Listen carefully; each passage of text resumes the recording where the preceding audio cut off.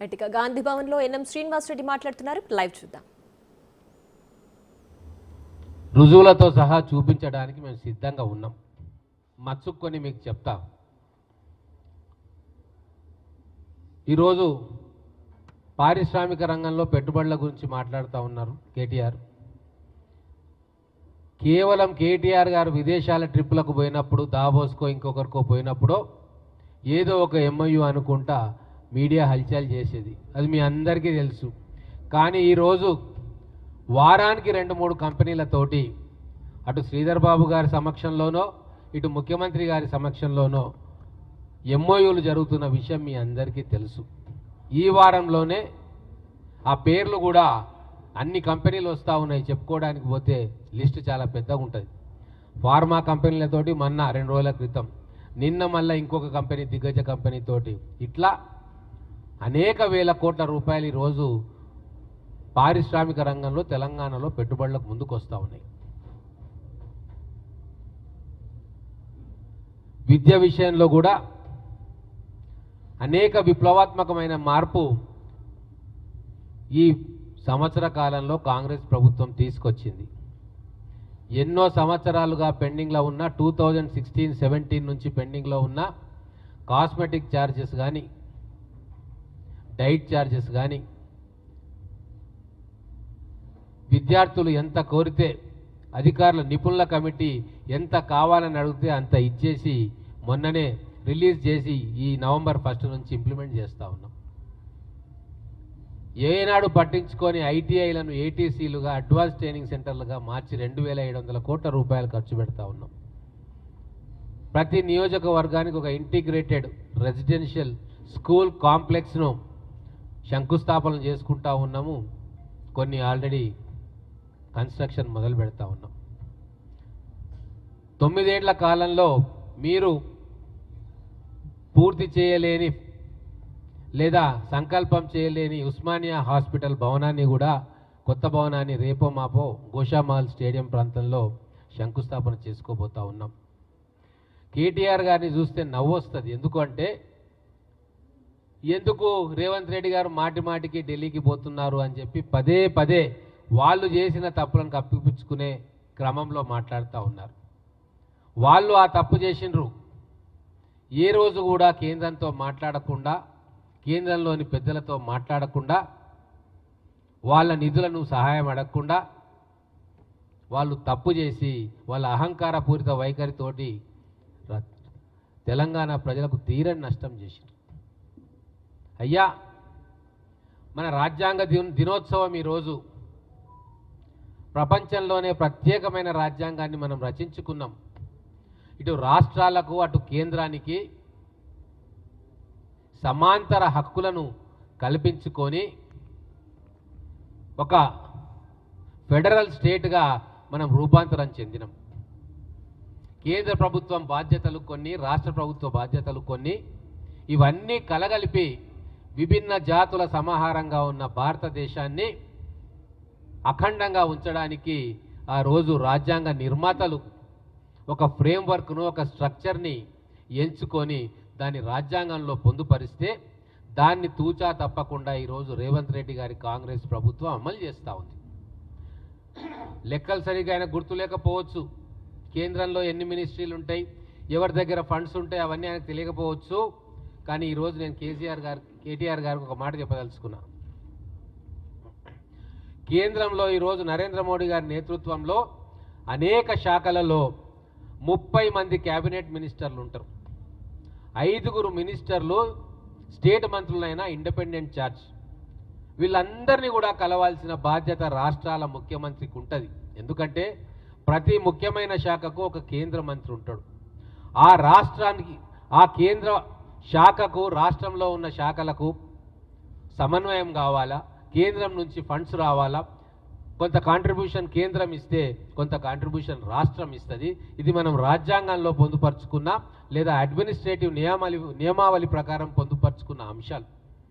అంటే 35 మంది కేంద్ర మంత్రులను రాష్ట్ర ముఖ్యమంత్రులు వెళ్ళి కలిసి రాష్ట్రంలో జరిగే ప్రాజెక్టులు కావచ్చు, వాటికి నిధుల సమీకరణ కావచ్చు, పాలసీ అంశాలు కావచ్చు, లేదు భవిష్యత్తులో రాష్ట్రానికి తీసుకువచ్చే అంశాలు కావచ్చు, లేదు దేశానికి సంబంధించిన అంశాల పట్ల ఆ కేంద్ర మంత్రులతో మాట్లాడే అభిప్రాయాన్ని పంచుకునే బాధ్యత ఒక యూనిటరీ స్టేట్ కాదు, ఒక ఫెడరల్ స్ఫూర్తితోటి ముఖ్యమంత్రులకు ఉంటుంది. అది కాంగ్రెస్ ముఖ్యమంత్రి రేవంత్ రెడ్డి గారు తూచా తప్పకుండా అమలు చేస్తూ ఉన్నాడు.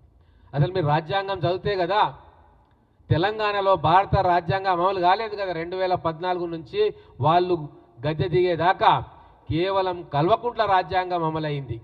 కల్వకుంట్ల రాజ్యాంగంలో కేంద్ర మంత్రులను కలవకూడదు, ప్రధానమంత్రి వస్తే ఆయనతోటి మాట్లాడకూడదు,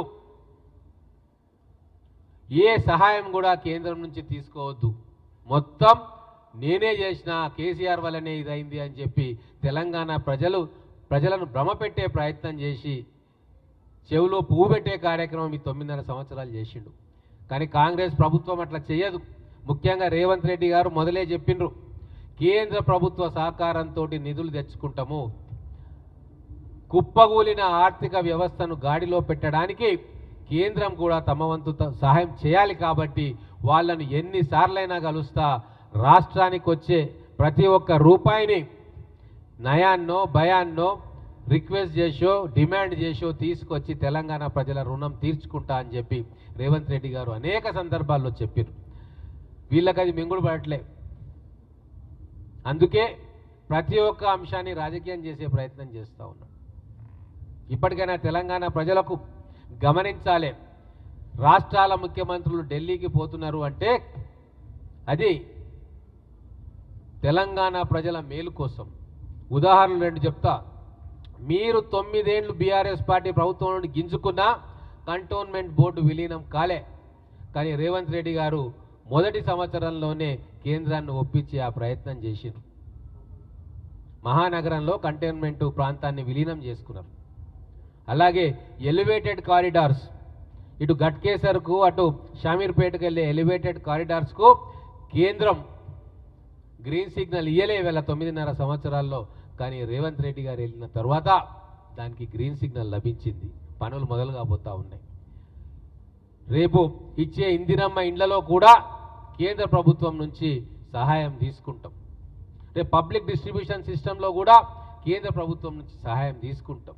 అందుకే ప్రతిసారి కేంద్ర పెద్దలతో కలిసినప్పుడు ఖచ్చితంగా రాష్ట్రానికి రావాల్సిన హక్కులను, రాష్ట్రానికి రావాల్సిన నిధులను ముఖ్యమంత్రి గారు ప్రధానమంత్రితో సహా అన్ని శాఖలకు చెందిన కేబినెట్ మంత్రులతో మాట్లాడుతూ ఉన్నారు, రాజ్యాంగబద్ధంగా పరిపాలన చేస్తూ ఉన్నాడు.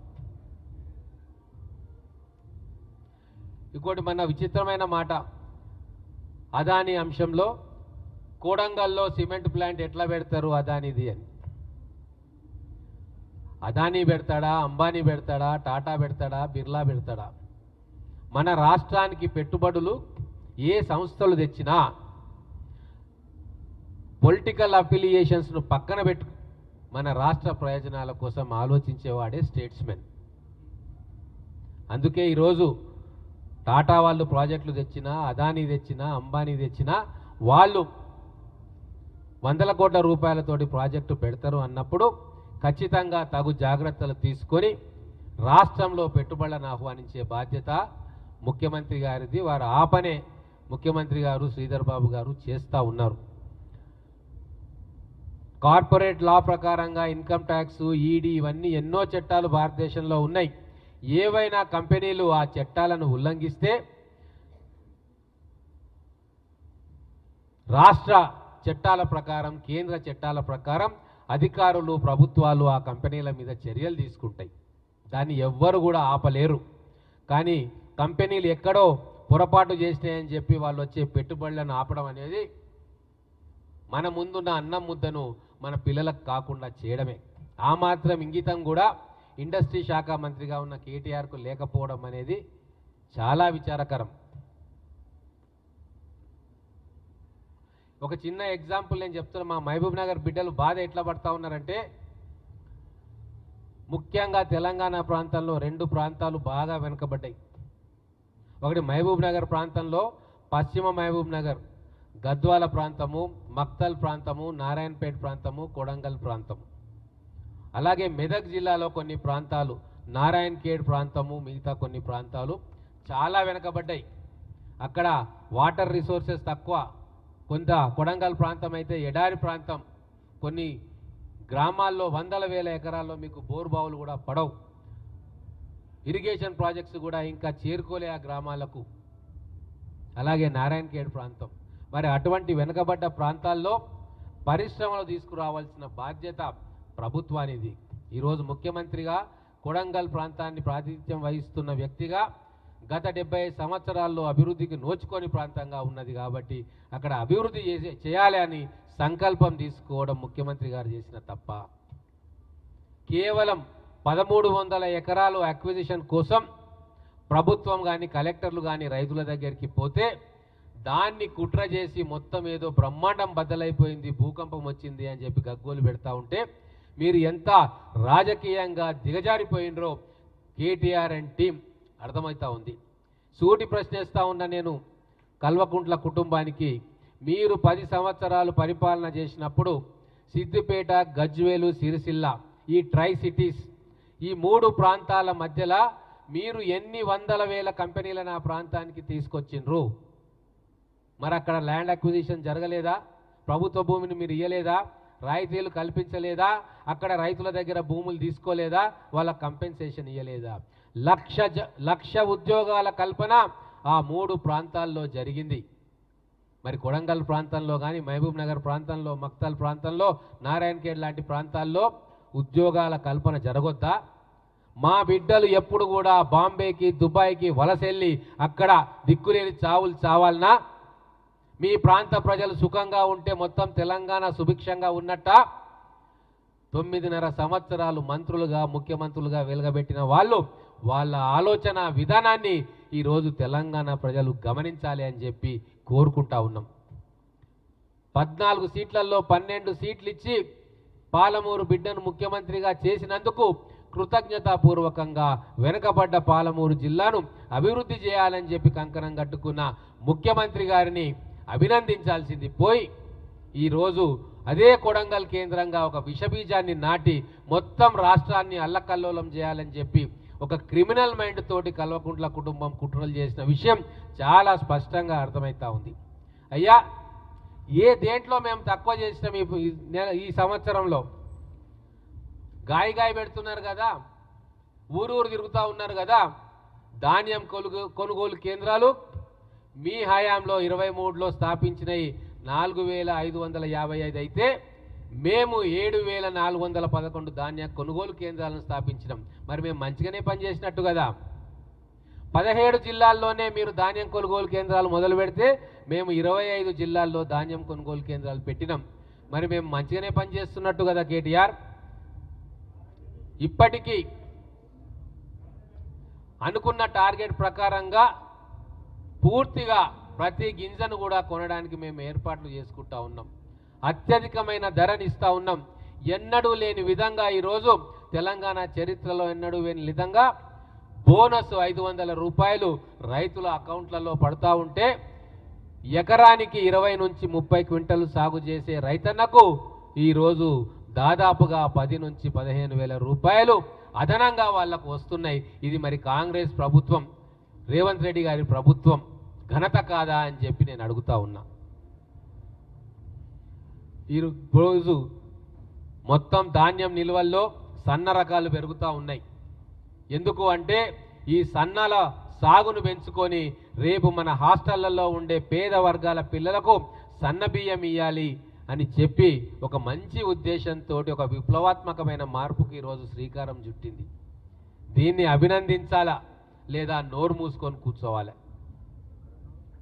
కానీ కాంగ్రెస్ ప్రభుత్వం ఏ మంచి పని చేసినా కూడా అది మాకు ఎసరు పెడతారు, ప్రజలు మమ్మల్ని మర్చిపోతారన్న దుగ్ధతోటి మీరు ఈరోజు బట్టగాల్చి మీదేస్తూ ఉన్నారు.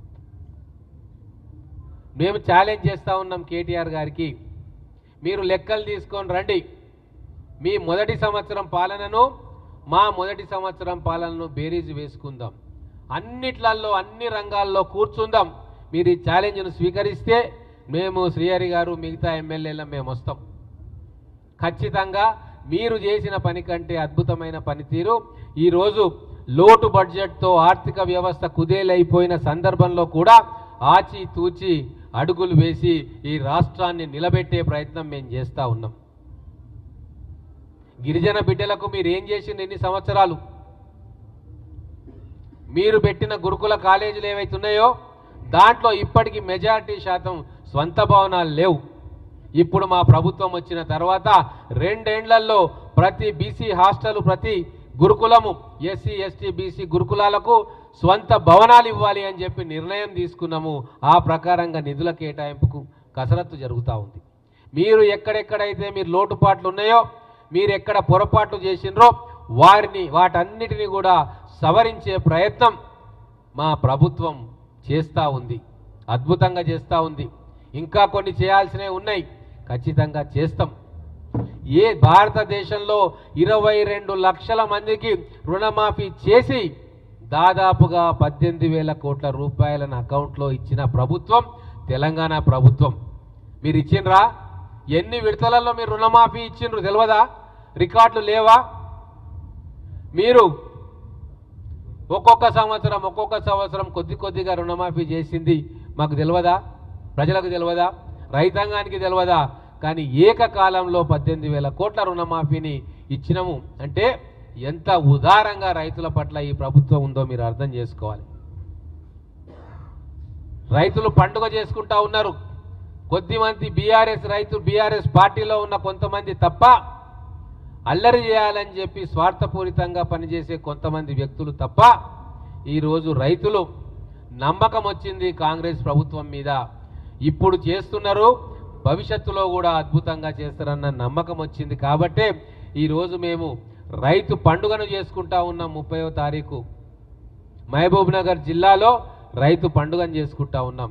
రైతులు లక్షలాదిగా ఆ రైతు పండుగకు రాబోతా ఉన్నారు. ఇంకా రాబోయే రోజుల్లో కౌలు రైతులకు రైతు భరోసా కావచ్చు,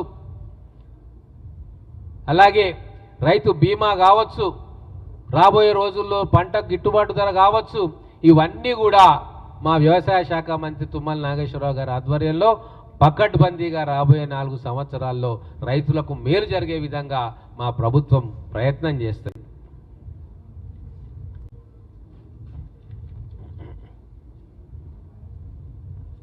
ఒక్కటే సూచన ఇవ్వదలుచుకున్న కేటీఆర్ గారికి, మొదటి సంవత్సరంలోనే నీ దగ్గరున్న అస్త్రాలన్నీ అయిపోతే రేపు రాబోయే రోజుల్లో ఆఖరి సంవత్సరాలు 2 సంవత్సరాల్లో మీకు చెప్పనీకి ఏముండవు. అందుకే కొద్దిగా ఓపిక పట్టు. ఎప్పుడు కూడా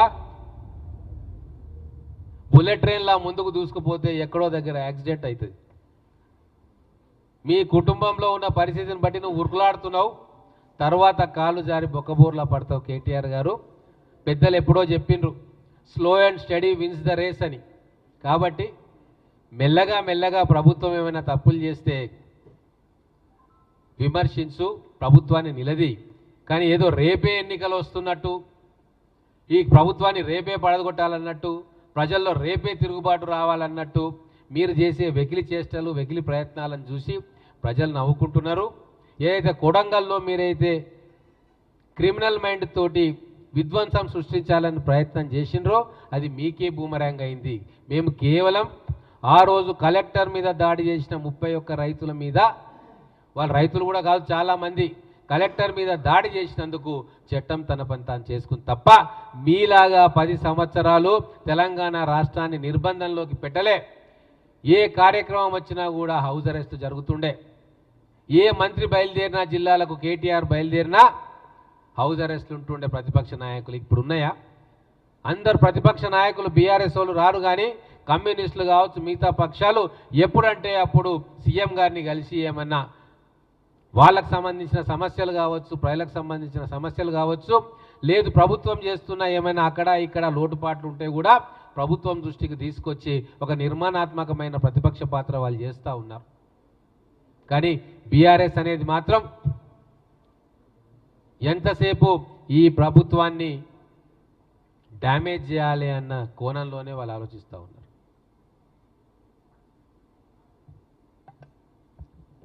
చలో, ఎనీ క్వశ్చన్స్? వాళ్ళే